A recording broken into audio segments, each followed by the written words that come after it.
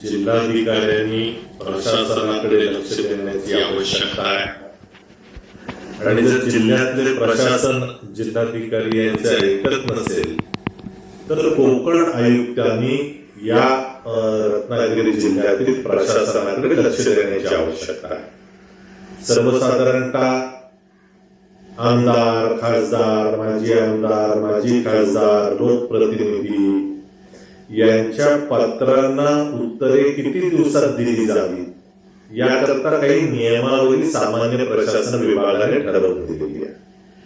आमदार खासदारांच्या पत्रांना उशीर झाला तर त्यांना मांडण्याकरता, हक्कभंग मांडण्याकरता त्यांना विधानसभा लोकसभेचा आधार आहे, पण अन्य लोकप्रतिनिधींना किती दिवसात त्यांच्या पत्राचं उत्तर मिळावं याकरता एक नियमावली सर्व अधिकाऱ्यांना ठरवून दिलेली आहे आणि ती त्यांची कार्यकर्तव्य म्हणून त्यांच्याकडे ती जबाबदारी पार पाडावी लागते आणि जे अधिकारी पाडणार नाहीत ते कार्य आणि कर्तव्य कसूर करतात या पद्धतीचा मुद्दा सर्वांच्या समोर येत असतो। रत्नागिरी जिल्ह्यामध्ये मी 4 एप्रिलला पहिलं पत्र दिलं होतं, त्याच्यानंतर मी 29 एप्रिलला स्मरणपत्र दिलं आणि माहितीचा अधिकार दिला। त्यानंतर मला रत्नागिरी जिल्ह्यातल्या विविध नियोजन विभागाची माहिती मिळाली।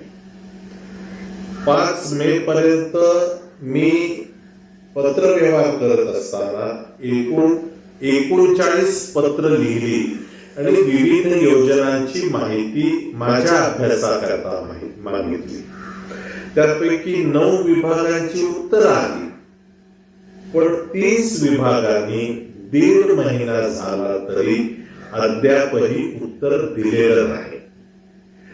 एखाद्या लोकप्रतिनिधीचं पत्र पोहोचून 1.5 महिना उत्तर न देणं इतका मोठा गडबडीचा मामला या सर्वांमध्ये आहे का असा प्रश्न माझ्यासारख्या सामाजिक कार्यकर्त्याला उपस्थित राहतो आणि याकरता मी 19 जून रोजी एकूण 22 कार्यालयांमध्ये माहितीच्या अधिकारातनं सन 2024-25 ची माहिती मागतोय।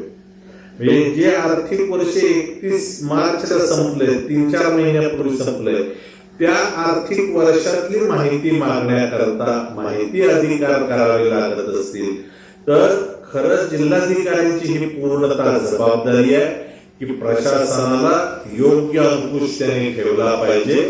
जर शासन इतक्या चांगल्या पद्धतीनं काम करतं, ई ऑफिस निर्माण करतं, तर जिल्हाधिकारी, आयुक्त यांनी याकडे लक्ष देण्याची आवश्यकता आहे।